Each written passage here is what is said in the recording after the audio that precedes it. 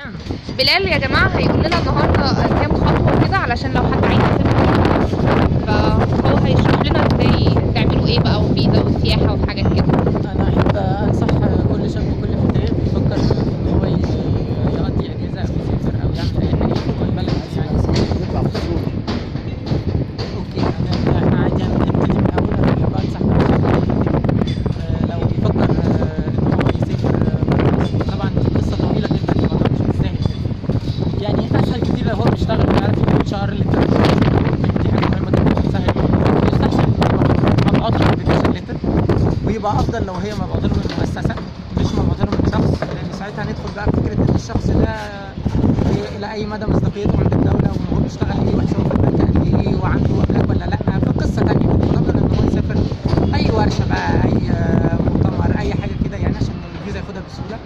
طبعا بيطلع البنك ستيتمنت بتاعه ويحاول ان هو يبقى معاه فلوس يستلفهم ويحطهم في البنك اهو لحد ما يجيب الفيزا، وبعدين يرد الفلوس لاصحابها تاني يعني، ما يضربش الفلوس، ما يضربش عليها.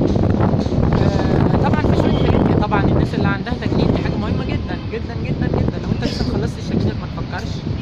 لو انت معاك تاجيل او معاك اعفاء نهائي فده شيء كويس. لو معاك تاجيل لازم تجيب تصريح سفر من حلميه الزيتون ان شاء الله. لو انت معاك اعفاء نهائي فخلاص انت ما عندكش مشكله، هتروح كده بصوره واصل البتاع في المطار وتودي الصوره وتوريهم الاصل وتعدي. بس وتروح بقى بالانفيتيشن ليتر بتاعتك والحاجات دي كلها وتملى الابلكيشن طبعا وتروح تقدم. وبعد ما بتقدم بقى وتاخد فاليد فيزا خلاص كل اللي انت بتبقى عايزه في المطار بس الانفيتيشن ليتر اللي انت مبعوتها لك من بره. مجمع التحرير. مجمع التحرير دي حاجه مهمه جدا. انا يعني انا مبسوط جدا ان انت ذكرتي النقطه دي والله. مجمع التحرير دي حاجه مأساويه جدا، ملهاش اي ثلاثه لازمه في الحقيقه. لو انت اول مره في حياتك تاخد الشنجن هتبقى مهمه جدا عشان يتاكدوا ان انت مش ارهابي، فعايزين يعرفوا انت سافرت فين في ال7 سنين اللي فاتوا. فهتروح يوم هتكره فيه كونك مصري في مجمع التحرير عشان تطلع حاجه اسمها شهاده تحركات. هي كانت زمان بتطلع في 5 ايام، بس دلوقتي ما شاء الله بتطلع في شهر عادي على حسب السفاره. يعني في سفارات بتطلع في اسبوعين، انت ونصيبك. المفروض ان دي بتروح تقدمها مش عارف بتخلص بس ب 20 جنيه مثلا. بس هو الفكره في اليوم نفسه، في المواصلات بقى والزحمه والقرف والضرب والناس، وتلاقي اعضاء بقى فوق بعضها واجساد وعرق، يعني بيبقى في تلاحم وقد ايه الشعب قريب من بعضه. دي اللحظات اللي بتبين لنا قد ايه ان المصريين قريبين فعلا من بعض. هي دي اللحظات. وبعدين انت بتخلص بقى موضوع شهاده التحركات ده وبتحطه من ضمن الورق اللي انت هتروح تسلمه في السفاره.